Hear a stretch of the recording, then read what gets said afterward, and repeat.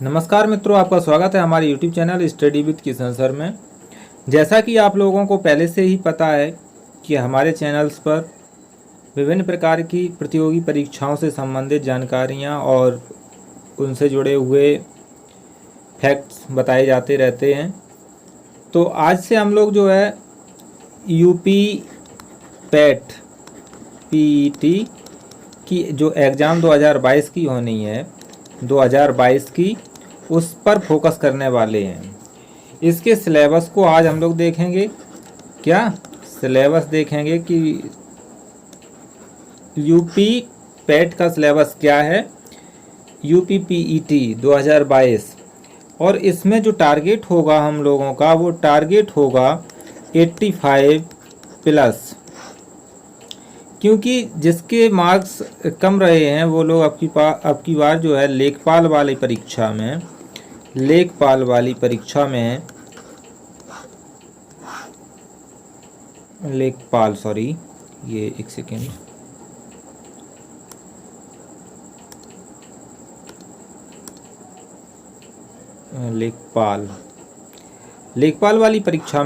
शामिल नहीं हो पाए, जिससे क्या हुआ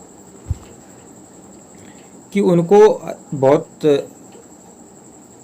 नुकसान हुआ, जिससे आप उनकी परीक्षा तैयारी सतत रूप से नहीं चल पाई। तो मैं यही कहूँगा कि आप लोग जो सिलेबस है उसे बहुत ही आसान तरीके से समझने का प्रयास करें, जिससे कि आप लोग आगे बढ़ सकें। तो आज हम लोग शुरू कर रहे हैं सिलेबस। देखते हैं कि सिलेबस किस प्रकार से पढ़ा जाए कि जो 85 प्लस मार्क्स कर लूँ। चलो देखते हैं। पहला टॉपिक जो दिया है यूपी ट्रिपल एस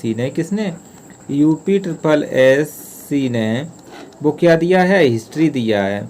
हिस्ट्री में क्या होता है, इंडियन हिस्ट्री में भारतीय इतिहास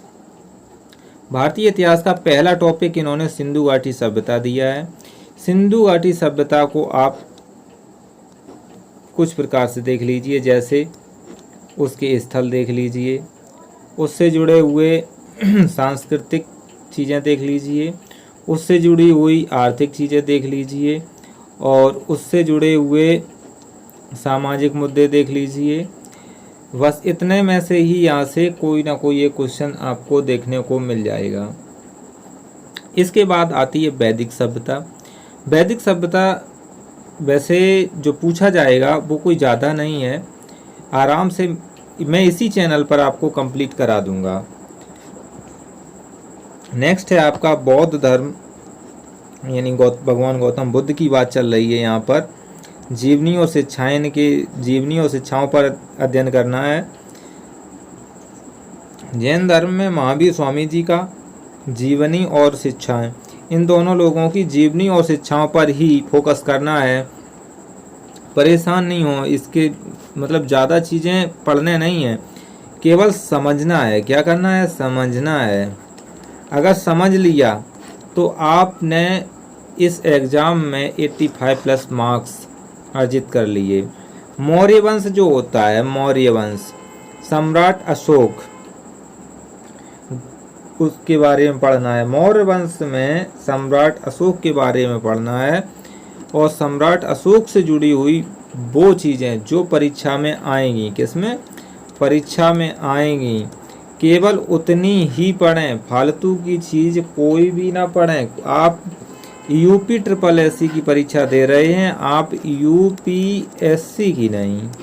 इस चीज़ को देख के चलें। फैक्ट पर विशेष ध्यान दें, क्योंकि फैक्ट ज़्यादातर पूछे जाते हैं।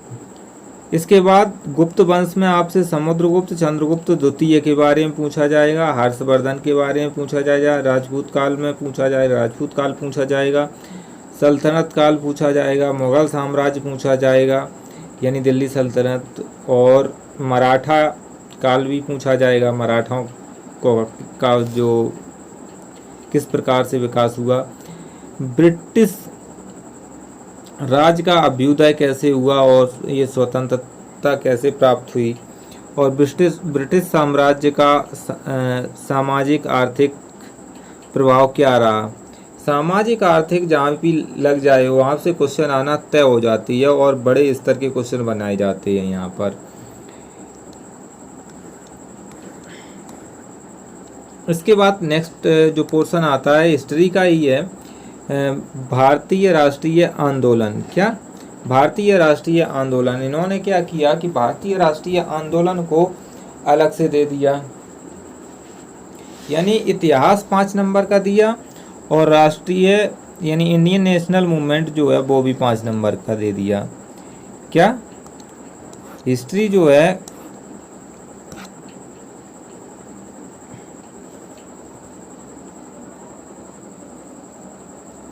ये 5 नंबर का था और ये सेकंड पोर्शन जो आपका था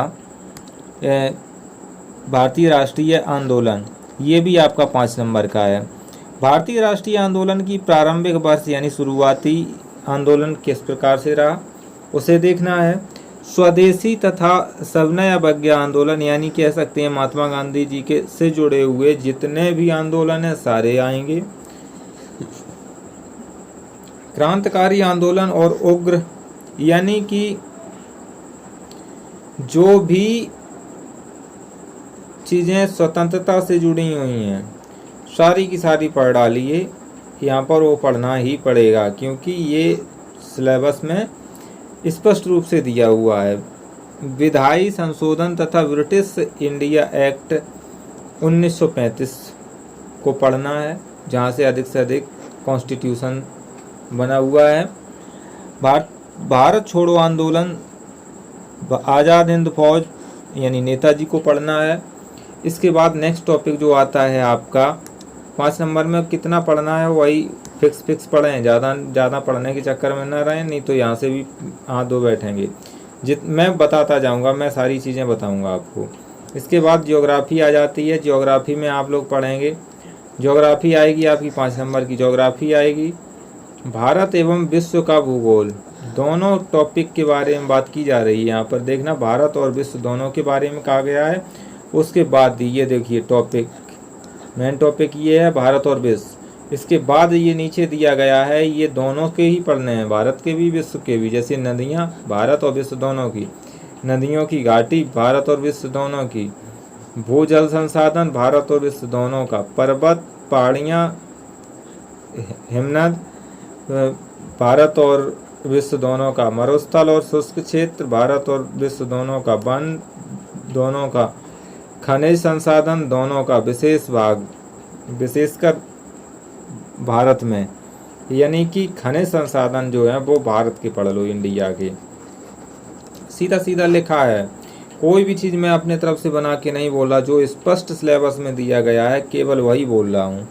भारत एवं विश्व का राजनीतिक भूगोल इसे पढ़ना होगा, जलवायु मौसम पढ़ना होगा, टाइम जोन कैसे किस देशांतर रेखाओं के बारे में अध्ययन करना होगा, और जनसांख्यिकीय परिवर्तन का प्रभाव क्या पड़ता है इस चीज़ को पढ़ना होगा, जनसंख्या से जुड़े हुए प्रभाव। ठीक, इसके बाद आता है ये नेक्स्ट पोर्शन है, देखते हैं इसमें क्या है। इकोनॉमी है, क्या है, इकोनॉमी है। इकोनॉमी में क्या है कि भारतीय अर्थव्यवस्था, यानी कहते हैं इसे हिंदी में भारतीय अर्थव्यवस्था 1947 से 1951 तक की बात यहाँ कही गई है। योजना आयोग तथा पंचवर्षीय, यानी कि योजना आयोग कब बना, इसमें क्या क्या चीज़ें थीं, और पंचवर्षीय योजनाएं जो आपकी 12 हैं उनका अध्ययन करिए, कब कौन 1 वर्षीय हो गई, कौन 5 वर्षीय पूरी रहीं, कब अवकाश हो गया, ये सारी चीज़ें पढ़नी है। मिश्रित अर्थव्यवस्था का विकास और किस निजी एवं सार्वजनिक क्षेत्र की बात की गई है यहाँ पे। मिश्रित अर्थव्यवस्था, भारत की कैसी अर्थव्यवस्था है इस चीज़ को कमेंट करिए। हरित क्रांति की बात कही गई है, हरित क्रांति को पढ़िए मेहनत से, किताबों में सारी चीज़ें लिखी हुई हैं और हम आपको यहीं इसी चैनल पर सारी चीज़ें प्रोवाइड करवाऊँगा। दुग्ध विकास एवं ऑपरेशन फ्लड, इसको पढ़ना है। बैंकों का राष्ट्रीयकरण तथा सुधार, इसको पढ़ना है। वर्ष 1991 में आर्थिक सुधार उसके बाद की अर्थव्यवस्था पर यानी योजनाओं पर विशेष ध्यान देना है।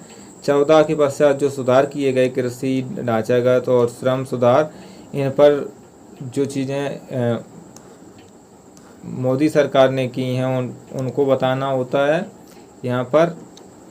और सुधार हो गया, श्रम सुधार, आर्थिक सुधार, जीएसटी के बारे में, जीएसटी क्यों लागू हुआ, कौन कौन सी जीएसटी है, कितने प्रकार की जीएसटी है, किस प्रोडक्ट पर कितनी जीएसटी लगाई जाती है। नेक्स्ट देखते हैं। इसके बाद आता है आपका भारतीय संविधान या लोक प्रशासन। भारतीय संविधान में कुछ टॉपिक इन्होंने दिए हैं, खुल के बताया कि इन चीज़ों को पढ़ लीजिए। आप पूरा संविधान पढ़ने के चक्कर में रहते हैं। भारतीय संविधान की विशेषताएं पढ़ लीजिए, राज्य के नीति निर्देशक तत्व पढ़ लीजिए, मौलिक अधिकार और कर्तव्य पढ़ लीजिए, संसदीय प्रणाली पढ़ लीजिए, संसदीय प्रणाली, संघ और केंद्र शासित प्रदेश राज्य के बारे में पढ़ लीजिए, न्यायिक ढांचा और सर्वोच्च न्यायालय उच्च न्यायालय के बारे में पढ़ लीजिए, जिला प्रशासन के बारे में पढ़ लीजिए, स्थानीय निकाय और पंचायती राज व्यवस्थाओं के बारे में पढ़ लीजिए। पंचायती राज व्यवस्था नहीं छोड़ना, क्योंकि यहाँ से क्वेश्चन हमेशा आता है। इसके बाद नेक्स्ट टॉपिक है, मैं इन सारी चीज़ों को अपने चैनल पर कराऊंगा और बहुत फास्ट तरीके से। साइंस के बारे में बात करते हैं। साइंस में इन्होंने केवल रसायन, भौतिक रसायन और जीव विज्ञान के बारे में लिखा हुआ है, परेशान ना हूँ। प्रारंभिक अंकगणित के विषय में देखते हैं क्या है। पूर्ण संख्याएं, भिन्न और दशमलव संख्याएं, प्रतिशत। इसके बाद और भी चीज़ें दी हुई हैं, देखते हैं क्या क्या है।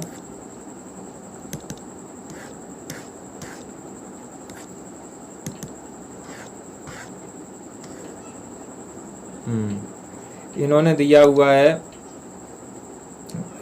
वर्गमूल और घातांक, घात और औसत।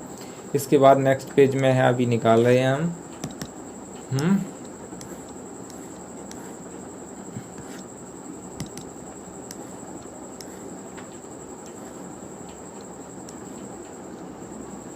ये देखिए हिंदी आ जाती है।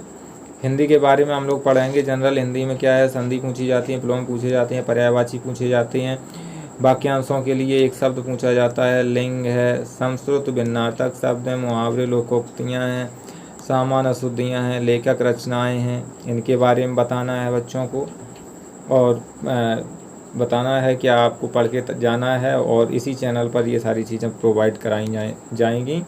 नेक्स्ट टॉपिक है आपका सामान्य अंग्रेजी। ये 5 नंबर की दे दी जाती है, कुछ थोड़ा टॉपिक दे दिया जाता है, उन्हीं से एक पैसेज दिया जाता है, पैसेज से छांटने होते हैं 3 क्वेश्चन। और तर्क एवं तर्क शक्ति, इस यानी रीजनिंग, किसके रीजनिंग की बात हो रही है। रीजनिंग में बड़े और छोटे का अध्ययन करना है, क्रम का अध्ययन करना है, संबंध का अध्ययन करना है, अलग अलग समूह को पहचानना है, कैलेंडर, घड़ी, कारण, प्रभाव, कोडिंग, डिकोडिंग, निगमन, तर्क वाला बताना है, श्लोक। इसके बाद नेक्स्ट आ जाता है करंट अफेयर के बारे में। करंट अफेयर आपको पढ़ना है क्या? करंट अफेयर आपको पढ़ना है। करंट अफेयर डेली के हिसाब से अभी से पढ़ते चलिए, मैं तो प्रोवाइड करवाऊँगा ही। नेक्स्ट है सामान्य जागरूकता।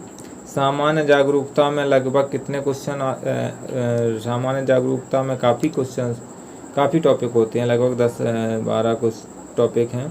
भारत के पड़ोसी देशों के बारे में जानना है, देश और उनकी राजधानी और मुद्रा के बारे में जानना है, भारत के राज्य तथा केंद्र शासित प्रदेश के बारे में जानना है, भारतीय संसद, राज्यसभा, लोकसभा और विधान परिषद के बारे में जानना है, राष्ट्रीय अंतर्राष्ट्रीय दिवस के बारे में जानना है, विश्व संगठन एवं उसके मुख्यालय को जानना है, भारतीय पर्यटन स्थल के बारे में अध्ययन करना है, भारत की कला एवं संस्कृति के बारे में अध्ययन करना, भारत के साथ विशेषकर उत्तर प्रदेश के भी, भारत एवं विश्व की खेल व्यवस्था को समझना है, भारतीय अनुसंधान संगठन जितने भी हैं उन सारे संगठनों के मुख्यालय रटने हैं, प्रसिद्ध पुस्तकों के बारे में पढ़ना है, कौन सी पुस्तक वर्तमान में अच्छी चल रही है।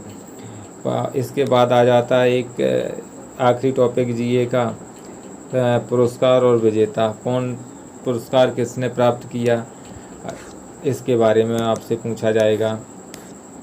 तो नेक्स्ट है आपका सामान्य जागरूकता, मैं बता ही चुका हूँ आपको। और इसके बाद आता है आपका टॉपिक जो होता है वो आता है 13वां टॉपिक है, और 13वें टॉपिक में हिंदी का गद्यांश आएगा। हिंदी के 2 गद्यांश आएंगे अपठित, जो पढ़े नहीं होंगे और उनसे क्वेश्चन से छांटने होंगे। इसके बाद ग्राफ के 2 आएंगे, एक ग्राफ वाला आएगा और दो ग्राफ वाले आएंगे और 2 तालिका वाले आएंगे। इस प्रकार से हमारा आज का जो सिलेबस है वो कंप्लीट हुआ, और इसे समझें और इसी सिलेबस के अकॉर्डिंग पढ़ाई करें, अन्यथा आप चूक सकते हैं। Thank you for watching this video all of you.